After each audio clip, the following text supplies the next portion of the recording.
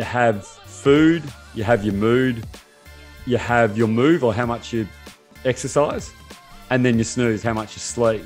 And then you kind of throw stress in at the middle of the loop. And all of those things, every single one of them affects the four others. All of those things come into it. So if we put that back through that Control-Alt-Delete loop, and what parts of them can I control, what parts of them can't, and actually do the things that you're in the control that you can help. Things like not going to bed at 12:30 because you just watch 48 episodes of something on Netflix, and then wondering why you're waking up in the morning and you're cranky, and eating bad food and not exercising because you're tired, and then wondering why you're miserable, and you're then snapping at your wife and your stress levels are going up because you're now blueing with her because you haven't been your best.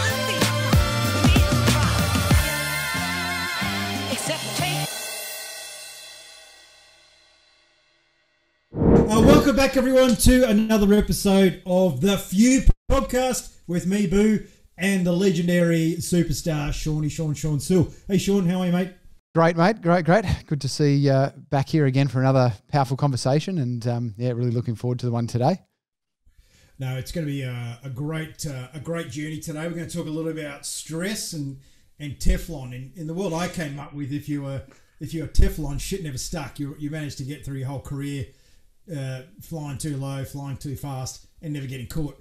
I wasn't sure initially, Boo, when I heard that it was like stress Teflon. I'm like, does that mean this person's very slippery? Or but after doing a bit of research into our guest, clearly not the case. So I think we'll be able to unpack that as we go, I reckon.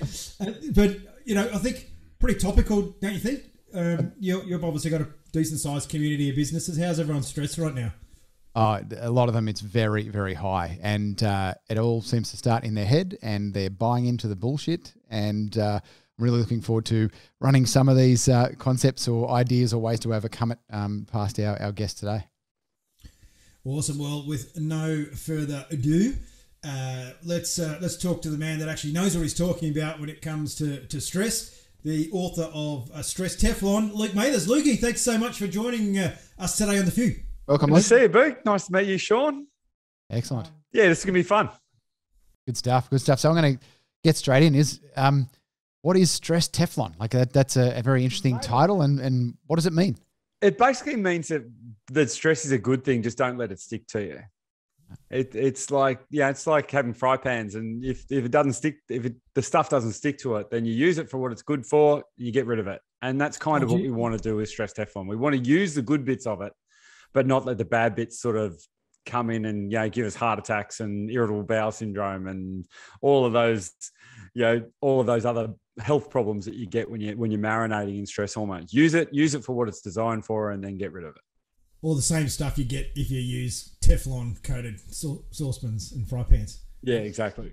Exactly. So the idea is just to embrace stress, that it's actually a really good thing. And the hassle is if we demonize it and turn it into the worst thing in the world, it actually makes it even worse. It makes its negative effects worse, and we don't get to utilize the positive effect of it, because there's so many things that are really stressful in your life that without them, life's pretty miserable. Think about falling in love. You think about flying fighter jets. Hell, that's got to be stressful as all hell, with people shooting at you and crashing and shit like that. That's got to be terrible.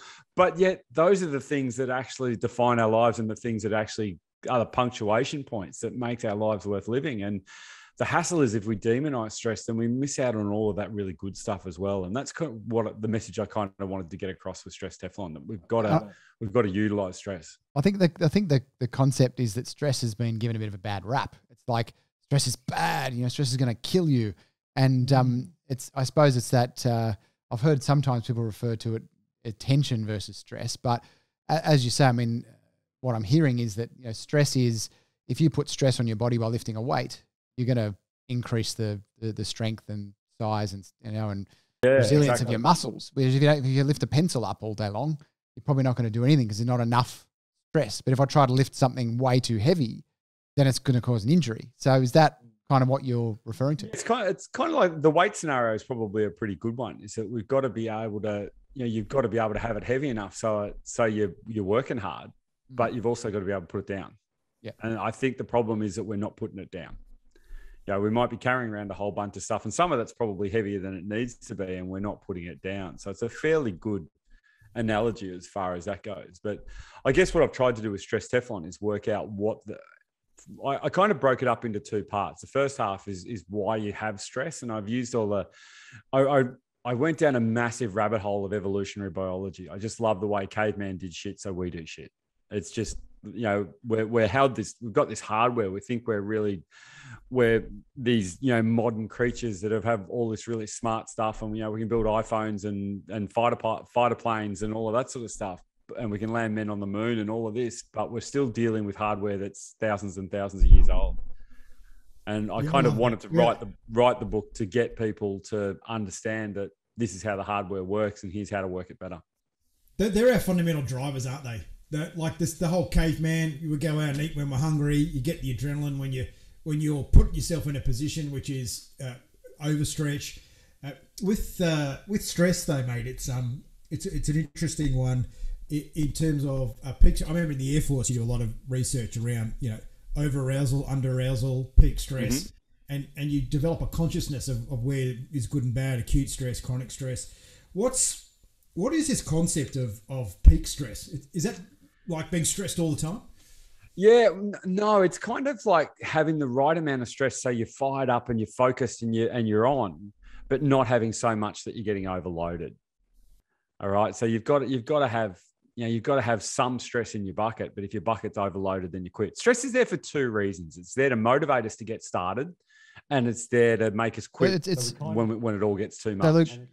So we kind of need both. And it's how big we can make the gap between the two of those. There's how much we can get done and what we can do. Try and think about stress. Like thinking about too much stress is not enough. Like thinking that, but I guess, as too much human beings, we're, emotional creatures, we're feeling as human beings, we're, emotional. How would you describe the difference in feeling between how would you describe the difference in versus feeling between that's too much, that's actually starting? How would that appear? How would you feel it physiologically? I have a thing that I talk about in the book, and I wrote the book with Mick Zelko, who's got a PhD in cognitive neuroscience. So there's a little bit of nerd in there, but it's I've Lucified the nerd. But I reckon probably a nerd in them, mate. Yeah, but I reckon probably the biggest model that we've got in there is a fork in the stress road. That there's always a fork in the stress road, and it can either be a challenge or it can be a threat. And I think when it's a threat and it's a long-term threat, then it turns toxic. But when it's a challenge, it actually doesn't. And the effects that it has on the body when we frame something as a challenge compared to when we frame it as a threat has a really, really different effect on our blood vessels. It has a really different effect on how we think and what our reactions are. One of them turns everything on. One of them makes us run for hills. And so I think being able to reframe that whatever we're feeling as a challenge automatically turns it into a better. You're saying that by us labeling it. So you're saying that by us labeling changing our physiology and how we literally changing our physiology. Yeah, it does. They did some great work out of Stanford with a lady called Kelly McGonigal. And she worked out that thinking that stress is bad for you was the 7th biggest killer in the United States, which I thought was quite cool. But what they worked out is they did a whole bunch of research, and they worked out who thought stress was really bad and who thought it was actually okay for you. And then they tested them and see over the next 10 years and see who died. And it wasn't so much how much stress you had in your world, it was how the value or whatever you put on it was the thing that worked out whether it was good or bad for you. So to be able to reframe it as, okay, this is something that's sent to test me. Merry Christmas. And use it as a challenge, I think makes a really big difference. When you look at stress, there's a lot of context to it, right? Like some people can naturally take a great deal of stress, and some people get stressed if someone puts a black mark on their white sneakers. What is it that makes people more stress resilient than others? Is it a DNA thing? Can you teach yourself to be better? How do you know that I'm not frustrated with my white sneakers getting black? How do you know that I'm not frustrated with my white sneakers getting black? But anyway, have a feeling, mate. Yeah, it's another good question. I don't know if we actually know. Luke's got the white sneakers. I mean, he's on the Gold Coast, so I know that would be a huge source of stress up there. Yeah, it's not too stressful here. We go all right. But I think most of it's a learned response. There's a nature and nurture and all of that sort of stuff. But I think most of it, you'll stress in a way that we have neural pathways and stuff, which I know you talk a lot about, Boo, is that having neural pathways and how they work. And we're going to go over the neural pathways that we've ingrained in the past. So if you've had a really negative, toxic reactions to certain things, and that's going to be your go-to, that's going to be your most used pathway, then that's what's going to happen. But if you're someone that's stopped and had a pause and sort of say, okay, well, let's have a look at this from a couple of different options, and then I'm going to choose the one I want, then you're going to have a much more resilient sort of reaction to any stressful situation. So I think most of it becomes habitual. I really love that idea that we talk about DNA and we talk about this is who I am and all of that sort of stuff. William James talked about humans are just bundles of habits. And I think if we start to frame our identity in terms of habits, it gives us a little bit of flexibility to change, that I'm not just this person. I'm in the habit of reacting this way, and that's causing these things. But I think we can actually reframe a lot of stuff, particularly reactions to stress, is that's just what my habit is. And I think when we do that, we give ourselves that little bit of leeway, that little bit of room to be able to change. And I think that's a bit of a game changer for me anyway. I think to add to that too, there's Carol the fixed mindset of the growth mindset, and the fact that the fixed mindset of the proven now that, and the fact that you can teach an old dog new tricks, proven now that neuroplasticity allows us to change those. Neuroplasticity allows us to change those. If the conditioning has been there for a long time, it's like the Grand Canyon. If the conditioning has been there for a long time, it's like the Grand Canyon. A lot of people say, I found it really hard to create new habits. Well, it's not actually creating new habits. I found it really hard to create new habits. It's not actually creating the new habits. The problem, and if people are, as you say, conditioned to the problem, and if people are, as you say, conditioned to stress out in that thing is bad, so therefore I stress out in, as you say, that physiologically having our body respond with physiologically having our body respond to negative things that are going on, and versus going cortisol, all the negative things that are going on, versus going. This is the challenge. I can very clearly see that differentiator. But I can if someone is stuck there, if someone is stuck in that, if someone is stuck there, someone is stuck in that, neural pathway and finding it hard to get out. What are some of the neural pathway and ways finding it hard to get out? What are some of the tips or some of the ways that you've found aware of it and secondly move through? First, become aware of it, and secondly move through it. Apart from a frontal lobotomy. Yeah. Funnily enough, you say that one of the things that happens when people get too full, when their bucket's right up to the top, is that one of the things you can do to regulate your emotions is stop giving a shit. If you stop caring, apathy is one of the greatest tools you have in the whole armory to actually, to not let stress get on top of you. If you stop caring about it, it stops being stressful. It's a terrible strategy. But it's a strategy that lots and lots of people use. My boss is an asshole, he's this, he's that, or whatever, and it's really stressing me out. I'm not going to care about that anymore. And I'm just going to phone my job in, and I'm going to live this sort of shadow of a life. And I'm going to do that because I want to avoid the stress. It's an unhealthy way then. It's an avoidance strategy. It's an unhealthy way then. It's an avoidance strategy. Yeah, it massively is. Yeah, it's a really unhealthy way to do it. But we all come up with different habits. And the thing you were talking about the neural pathways and stuff, there's a road that runs between Brisbane and the Gold Coast called the M1. And next to the M1, there's a road that runs parallel with it for about 20 or 30 Ks. And that used to be the M1. And that used to be our main road that we took between Brisbane and the Gold Coast. And what the council did is they then went next to it and built this massive, big, 8-lane behemoth of a thing. And that's kind of what we've got to do with habit change a little bit. Well, I've been walking on this path for this amount of time. I've got to do the hard work. And like walking through a sand dune, you're not going to walk down to the beach and walk through the long grass. You're going to take the path.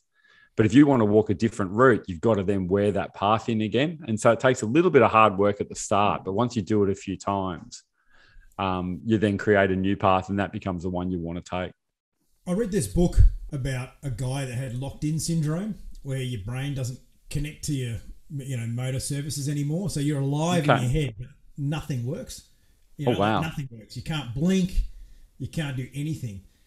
And the moral of that story was he built an entire neural pathway that never existed before to reconnect his brain to his motor skills. And he started to come out of lockdown.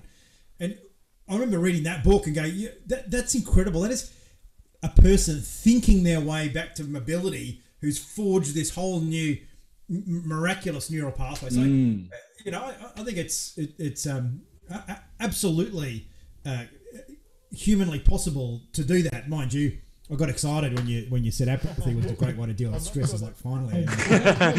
No, I'm not sure that's what I meant. Made it sound like it's a bad thing. So I'm back where I might not have articulated that as well as I could have, but it's a go-to for a lot of people. To not give a shit will definitely regulate your stress hormones, but I'm not sure it's the best option you've got, particularly from a leadership point of view. Towns and things like that. So there's plenty of people at the moment with lockdowns and things like that. There's plenty of people that homeschool their kids and stress. I remember doing that having to homeschool their kids caravan. And I remember doing that whilst traveling Australia in a caravan. And it was like, let's say that I was surprised the caravan door didn't fall off. Let's say that I was slammed so many times because you can't really escape slammed so many times, and because you can't really escape unless you go out space. But so people are now stuck at home. They have a homeschool space. Sometimes multiple. So people are now stuck at home. They have a homeschool. Sometimes other halves who they love, but don't want to spend every waking moment with. Other halves who they love, they're not able to go run their businesses or go to work. They're not able to go run their businesses or go to work. Everyone's feeling it. They're bouncing off each other quite negatively. And everyone's feeling it. They're bouncing off each other quite negatively. Better deal with that. How would you suggest a bit more joy and can better deal with that calm and joy and acceptance perhaps into the environment? Acceptance perhaps into the environment. Great word. That last one you used then was to get some acceptance in there.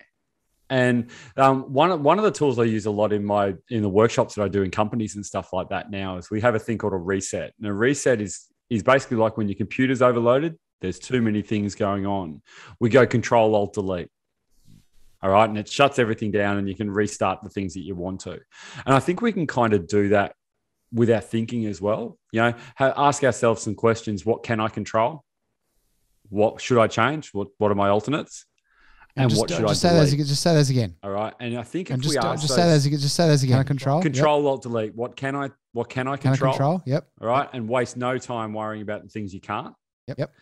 Alt, what can I change? Yep. What do I have change over? Yep, right. And delete is what should I get rid of? Yep. Right. All right. And some of that might be attitudes to homeschooling. Some of that might be just to a few things. And it's almost a bit like that serenity prayer, that they use at Alcoholics Anonymous, that God grant me the serenity to accept the things I cannot change, the courage to change the things I can, and the wisdom to know the difference. And I think there's something really valid about that, well, I can kick and scream and I can whinge and sort of yell at politicians and do whatever I like because I'm in lockdown and I'm having to homeschool my kids and I've got jobs that I should be going to that earn me money and I can't do them. We can yell and scream all we like about that, but there's something you can't control. So waste no time worrying about that. That just seems to be where the world's going, though. We just seem to be, like, I've got a philosophy, which is when you've got nothing to worry about, you worry about everything. And it just seems that we can't find gratitude and joy in simplicity. It's like there's this hyperspeed hamster wheel that throws cheap white goods at you, and you've got to just keep upgrading and going. And it's like, what's the point? Hamster wheels and white goods. He has some interesting analogies, but yeah. Wow. He has some interesting analogies, but that was impressive, Boo. That was, the hamster wheel bit I got. Yeah, that's, I know what you mean. That we are getting just so worried about things, and there's some really good work by Susan David out of Harvard. She wrote a book called Emotional Agility, and I really loved emotional agility. And it talks. One of the things she talks about in that is toxic positivity. That whole idea of let's turn everything into something positive and stuff like that. And I think I've been guilty of that almost my whole life. I've been sort of, let's just put a positive spin on that. And sometimes what it does, it makes us not stop and actually learn the lesson we need to learn from whatever something that has happened. And I think one of the things about lockdowns and stuff is we've got to stop and actually learn the lesson. Are we giving our families and our relationships and ourselves enough time to actually stop and calm down and allow ourselves to be bored? There's some amazing things that happen on the other side of boredom, and we're so like keep boredom away. I can't have that. That's the worst thing in the whole entire world. I don't think boredom's ever killed anyone. Often the most creative. Yeah, I don't think boredom's ever killed anyone. So. But at the most creative things you have, I have this really weird, strange thing that I do where I love putting the washing on the line because you have some of the best ideas. You ever got writer's block? Go and put the washing on the line and you'll come up with whatever it is you have to do. So, but that idea of doing something that's utilizing your brain but not taking up any brain energy actually allows you to to actually come up with some really good ideas. And what's it called? Resting brain theory or empty brain? Like when you think you're not thinking, how active your brain actually is. A bit of metacognition. Yeah, there's a thing called the default mode network, which is a little strip that runs down a couple of things in between the middle of your brain from your prefrontal cortex to your posterior cingulate. And there's some things in there that when it's what lights up when you're thinking about you. So when you daydream, and when we daydream about our sort of part in the world and everything revolves around us. But that part of it is often where, a lot of your imagination and stuff comes from as well. And I think it's not such a bad thing. I reckon we've got very intolerant to boredom. And I actually think it's not such a bad thing. I think we need to allow ourselves to be I have a thing where we talk about sort of two ends of the spectrum. One is you're in the red and you're fired up and everything's going at 1,000 miles an hour. And the other end, you're sort of chilled out and relaxed and, getting a bit bored. And Schopenhauer talked about, people swing on a pendulum between pain and boredom. So we swing on a pendulum between running around with our heads chopped off and bored out of our nut. And I think we've got to enjoy that swing and being able to go to both ends. Whereas I think a lot of modern society, we've just gone to the fire up end and we've got stuck there. Level of information I believe it's time. The other way. The level of information that's being thrown at us all the time. And, dinging at us and says jump, so you dinging at us, and something else dings. Your email comes up, pops up on your screen. Someone's ringing you. You got 17 voicemails. Pops up on your screen. Someone's ringing you. You got 17 voicemails. It's almost like the 50 emails and structure that we've created. It's almost like the that structure that we've created is driving that consistent, ongoing level of this underlying consistent. We don't ever step back from it. Now, something you said before. You said about the people. Now, something you said before. You said about the people, me, that's very similar to the whole avoidance strategy before. For me, that's very similar to the whole avoidance strategy. It's not addressing the issues, not addressing what needs to go on. It's not addressing one of the things that when not addressing what needs to go on. One of the things that when we first started last year is I was running an event and I had to run it a week later if I'd cancel it. I was running an event and I had to run it a week later if I'd cancel it. Week earlier, content based on what I was hearing. Throughout the event, I started to change the content based on what I was hearing. Circle group. And the one thing that came up with is that people circle group need to be. And the one thing that came up with is that people they're not need to be realistic, positive, but optimistic. But not be optimistic about it, but also don't be like, yeah, it's all going to be fine. Be optimistic about it, but also don't be like, yeah, it's all going to be fine. Because again, those spectrum, everything's going to, the world's going to end. Because again, those spectrum is not where it actually is real. So it's like being real, yet this actually is real. If we're optimistic, being real, yet this sucks a bit. And what am I optimistic? It's not going to go forever. And a big part of that, and I feel, those sorts of things, and I want to get your opinion on part of that, and I feel, and I want to get your opinion on how you, particularly when people are in lockdowns or isolated from other people, particularly when people are in lockdowns or isolated from other people, how important do you believe what people are consuming? How important do you believe what people are consuming? Physically, all levels, sleep, food, mentally, physically, the consumption, if you want to call it that. Mentally, how important do you think the consumption, if you want to call it that, and how important do you think sustaining a healthy managing and sustaining a healthy level of stress? Oh man, that's a massive question. I have this almost like an infinite model that if you imagine an infinity thing, and on that you have food, you have your mood, you have your move or how much you exercise, and then you snooze, how much you sleep, and then you kind of throw stress in at the middle of the loop, and you think about those five. So food, mood, move, and snooze, and then stress in there as well. And all of those things, every single one of them affects the four others in some way. No one ever talks about sex on the few. There's no one ever goes, and a good shag's just as important as anything. I've just massive! It's a great way to empty your stress bucket. For a minute, and I was like, about time someone brought in the bedroom. I mean, we've had 50 episodes of the few, and no one's mentioned how no one's got on the job yet. But I just, that things that you consume, what you eat and when you eat, it's going to affect the way you sleep. And that's going to, how you sleep is going to affect the way you exercise. And then that's going to affect your mood. And then it's going to affect how well you handle stress. All of those things come into it. So if we put that back through that Control-Alt-Delete loop, and what parts of them can I control, what parts of them can't, and actually do the things that you're in the control that you can help. Things like, not going to bed at 12:30 because you just watched 48 episodes of something on Netflix, and then wondering why you're waking up in the morning and you're cranky, and eating bad food and not exercising because you're tired, and then wondering why, you're miserable and and you're then snapping at your wife, and your stress levels are going up because But it's a spiral, isn't it? Luke? It's a spiral. Like if you start doing the negative stuff, it's a spiral. Like if you start doing the negative stuff, you start to spiral the positive, you kind of spiral back up. But if you start to the positive, you kind of spiral back up. How important do you feel? Because something I'm hearing all the time is how important do you feel? Because something I'm hearing all the time is we had this many cases today, and this thing and that thing, and we had these people regurgitating today, and this thing and that thing. What's coming in their eyes and their ears. People regurgitating, and how important do you think it is in their eyes and their ears? Very conscious, and how important do you think it is of managing very conscious and very aware? Because I haven't watched the news, read a newspaper, or listened to the news because I haven't watched the news, read a newspaper, or listened to the news for over 25 years. I know things are going on. Right. I don't use it as my things are going on. Way of learning about the world. I actually go and get information. Way of learning about the world. I actually go and get. It allows me to. I don't want to be fed information stuff. So it allows me to realistic, get all stressed about this stuff. But how important do you think is when people are, particularly when they're confined? How important do you think is when people are, particularly when they're confined and they're ending up on social media? How can people manage that? Because they're stuck at home, they're bored. How can people manage that sort of consumption? I think you've got to work out what empties your stress bucket and what fills it up. And I think once you understand that, there's no way you would watch morning news shows. You know, the idea of I'm going to wake up, I'm going to walk downstairs, and I'm going to have a cup of coffee and watch all of these bad things. And I know they had 633 cases in New South Wales this morning. And then start my day with an hour of that, and then wonder why I'm not in a very good frame of mind when I hop on the Zoom call and my kids are wanting me to do homeschooling. It's sort of, we're setting ourselves up for failure a little bit with that. So you again throw that through the Control-Alt-Delete loop. And I can definitely control that. If I want to catch up with what's going on in the world, well, why don't we do it at 3 p.m?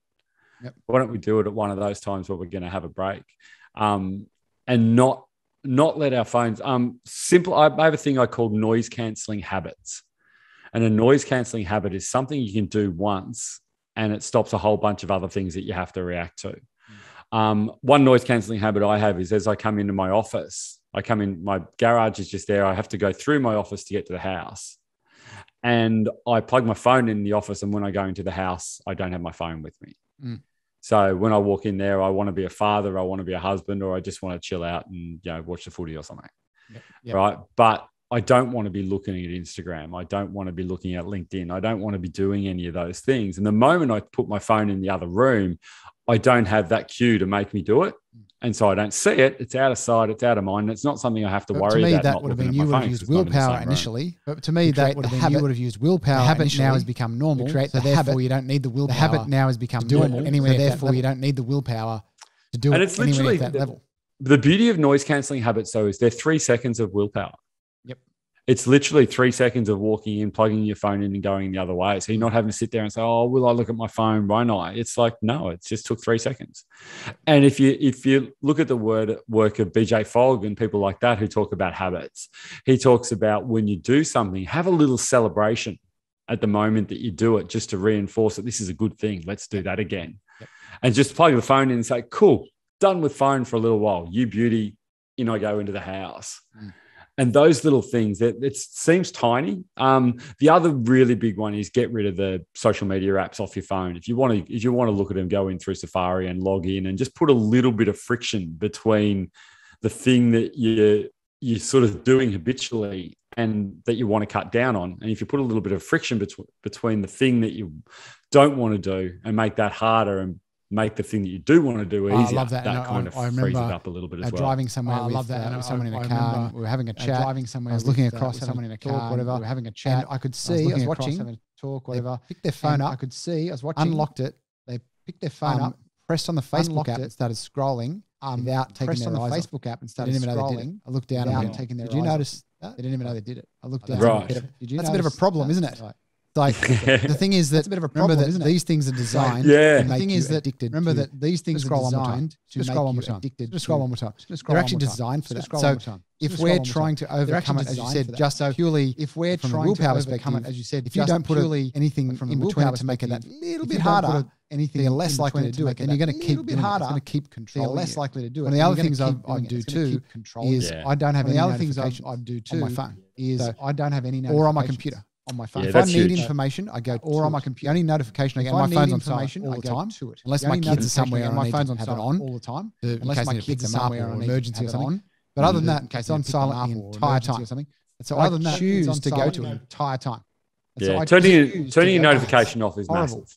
Just by doing that's a horrible. Yeah, you think of a noise cancelling habit that just literally stops noise, Yep. but it also just stops those constant distractions, and it turns your phone into you're using it rather than it's using you, which is a massive thing. It's one of those things I think we're catastrophizing it a little bit in terms of how addictive phones are. And they are, and they're designed to have little dopamine hits and all of that sort of stuff. I get all of that. But if you look at some of the things of ways you define addiction, and there's a couple of really good ones. One is Andrew Huberman talks about addiction as being a gradual narrowing of the things that bring you joy. I really like that. It's, if you're a heroin addict, the only thing you're going to get joy from is finding more heroin. So, that's a proper addiction. But if you're someone that looks at your phone perhaps a little bit more obvious, more than you perhaps should, but yet you're still finding a lot of joy other places, I don't think it's such an addiction. The other one that Judson Brewer, who's from Brown University, he wrote a book called The Craving Mind, which talked a lot about this. And one of the things that he used in that was continuing to do something despite adverse consequences. And I really like that as far as phones go. Are the phones then turning into something that's stopping me having connections and stopping me talking to the person in the car next to me and just inanely scrolling on Facebook without even noticing I've done it like your friend did? Yep. I think those sorts of things. I think that they're my two that I really like. Is it a gradual narrowing of what I do, and am I doing it despite the adverse consequences? And if you're not getting adverse consequences, then it might not be an addiction. It's a absolutely. And again, it's a full blown like drug addiction. It's something where not people are blown like drug addiction, but it's something where that's people. It's a kind of it's a distraction. It's a kind of it's something that's a distraction. It's a craving even, but it's something that is. And I've seen it so much. Craving even, but it's something that actually spend. And I've seen it so much. And they've done studies. When you look at how long people actually spend on something like Facebook, and they've done studies that lower your 10 minutes on something like Facebook. You start to lower your own sides, not their backsides. And so that sort of stuff is. I think not their backside. And same thing with so that sort of stuff is. I think this person. Same thing with type with notifications with shit that I don't get to do. This person's doing this. I see these things as all little tiny elements to do. Adding weight. I see these things as all little tiny elements that adding weight. Adding straw that broke the camel's back. So they talk about this little extra thing that makes you so that little extra thing that makes you lose your crap over something, and we're a comparative species. We compare ourselves to other people all the time. That person's taller than me. That person's prettier than me. That person's got a bigger car. We're a species of people that are constantly comparing ourselves, and so is the whole natural world. Everything compares itself to other, whether you want to think about it or not. It's happening. And one of the things that they did a really cool study in University of Tel Aviv in Israel. And what they did is they got students to get to the point where they'd had enough, where they were like overloaded and now I've got to have a break. And they got half of them to just go and have a break and go for a walk or, watch a comedy video or do something like that. Yep. And then they got another half of the students, they let them scroll on Facebook for half an hour. And then they got them back and saw what their grades were like and how long they could go for until they wanted another break. And they wanted another break half as long if they'd been scrolling on Facebook, and their grades went down quite a bit. All right. So what we're using things like Facebook as a way to have a break, but it's a really ineffective way to have a break. We're not actually emptying anything out of the buckets because of all of that comparison stuff that you were talking about. Yeah.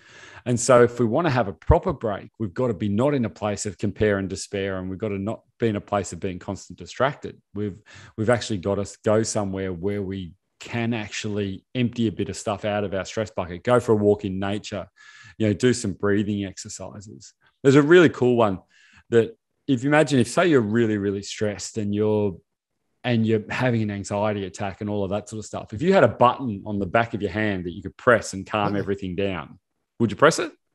Absolutely. Absolutely you would. There's one muscle in your body. You've got 610 muscles in your body. And there's one muscle that links straight to your hypothalamus that controls all of that stress response. So it controls your heart rate, it controls your breathing, it controls your blood pressure, all of that sort of stuff. And that's your diaphragm. So by just stopping and breathing into your stomach and making your stomach go in and out, it actually is moving your diaphragm, breathing in through your nose, particularly even alternating nostrils, because that basically just makes the hole smaller. So the diaphragm's got to work harder. And if the diaphragm works hard, 80% of the information going on your vagus nerve goes up to your hypothalamus and actually tells it to calm the farm. So just stopping and breathing for a little while and slowing down a little bit and letting your body tell your brain that I'm safe, I'm not being attacked by tigers, I'm all right. I'm not sitting here comparing myself on Facebook.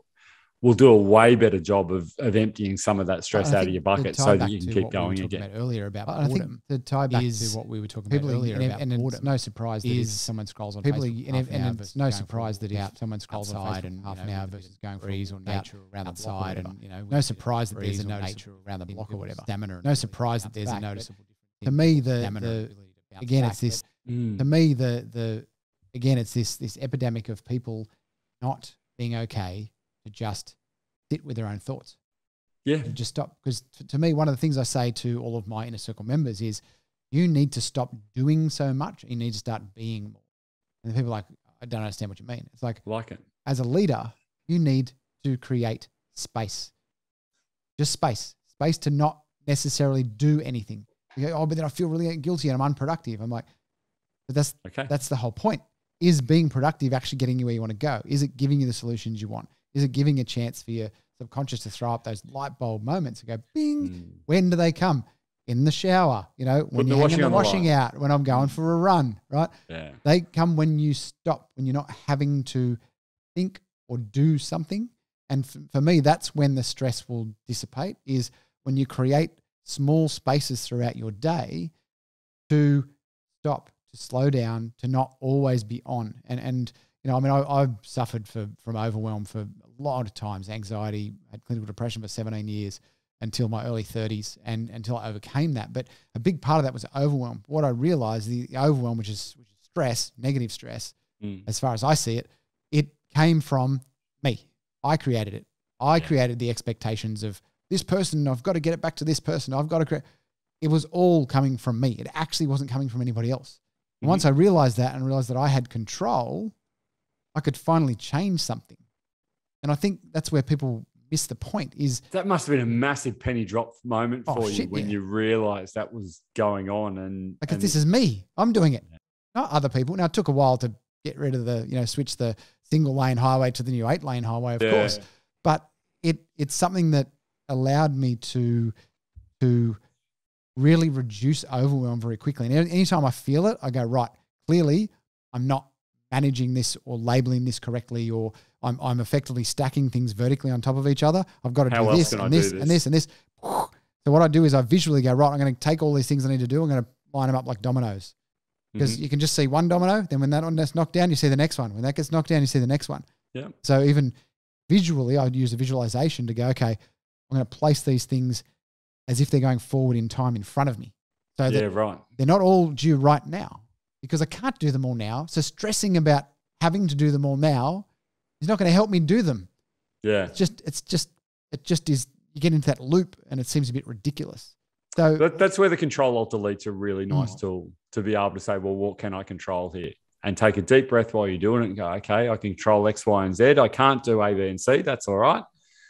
What can I change and what do I need to get rid of? And the fact that you worked out yourself that you were getting overloaded and it was you were feeding, there's a new part of your brain and an old part of your brain, and you're feeding a lot of stress from that new part into the old ones by the stories you're telling yourself.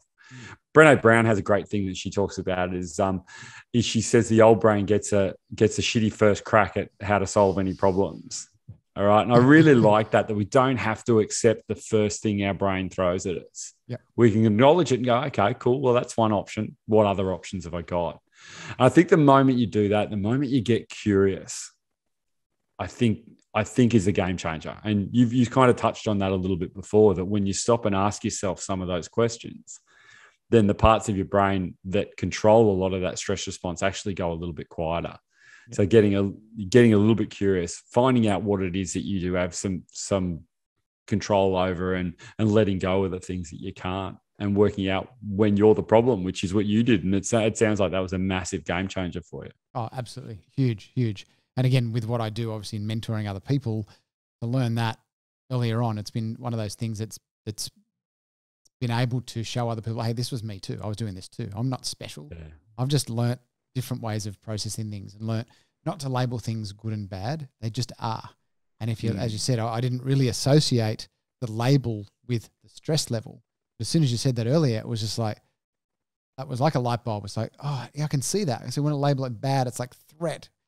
When I label it good, it's like, okay, it's a challenge. No, this fire up. sucks. Let's go. It sucks, but you know what? It's a challenge. Let's do it. You know, and you don't have to not feel that it's crap, but that's it is part of it. So, a question I wanted to ask, actually, often a bit of a tangent, but what is it that what you seem like a pretty motivated, pretty upbeat, optimistic person, and you know, it's probably got a bit of Teflon on there for all the stress to slide off.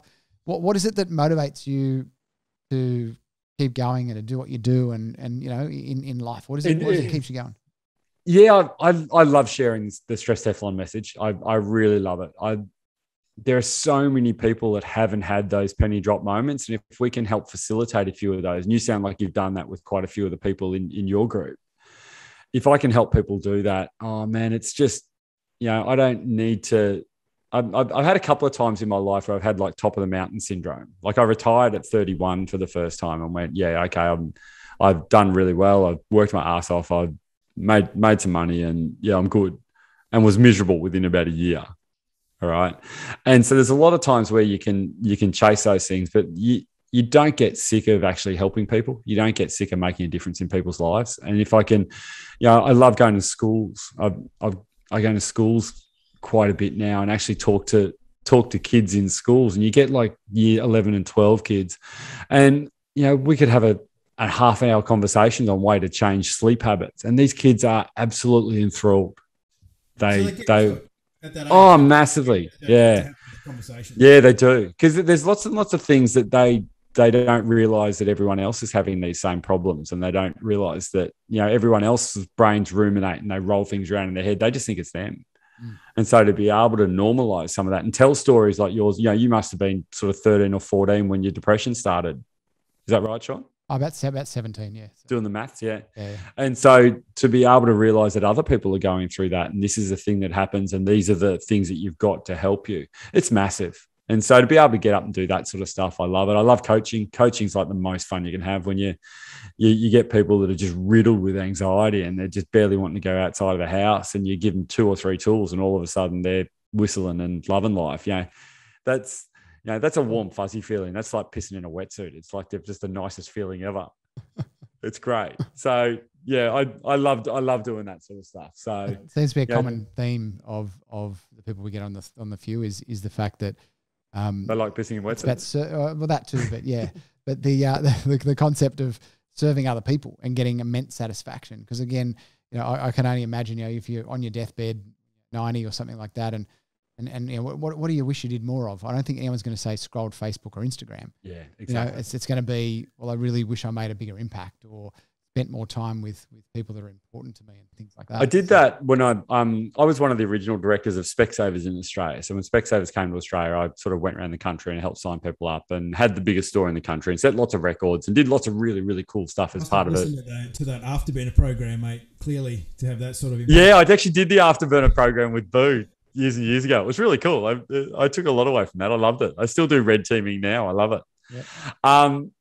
And so I did all of that, and it was all really successful, and that was all really fun. I looked back at the end of it, and the main thing that I took joy out of is that 12 people who had started their careers with me went on to own their own shops. All right. So they were people that worked in my store and sort of learnt the ropes that way. And then they went off and they actually did really successfully, or did various degrees of success. But, you know, all the other things, all the records, all the money, all of that sort of stuff, it's all good. And it's, you know, nice to have those. And that's the way you keep score. But the only ones that you'd actually lie on your deathbed and feel really proud is the actual lives that you changed, because you gave them the belief in themselves and you gave them that mentoring that actually got them to the next level. And I think when you look at things that you're going to, you know, sit on your deathbed and think, yeah, it was pretty good being me. I think those sort of things where you're making an impact on people's lives. And it sounds like you're doing that with some of the people that you're talking to now. And I've been to your courses as well, Boo. And, you know, I use words like red team every single week, you know, because I learned stuff from you guys. So the fact that we now, as sort of thought leaders, we get to go out there and make a difference, man, that's such a privilege. And it's such a great thing. it's curiosity, and you can learn the same lesson again. Like your brain can only hold so much. It's what I love about this, Sean and Luke, having these conversations is like, oh, that's right. It just, no one's perfect, and no one is the font of all knowledge and wisdom. So that curiosity to always seek and find different angles and different perspectives. It's a great word, isn't it? Curious. Love it. It's just such a good word. My new book that I'm writing at the moment is called Curious Habits.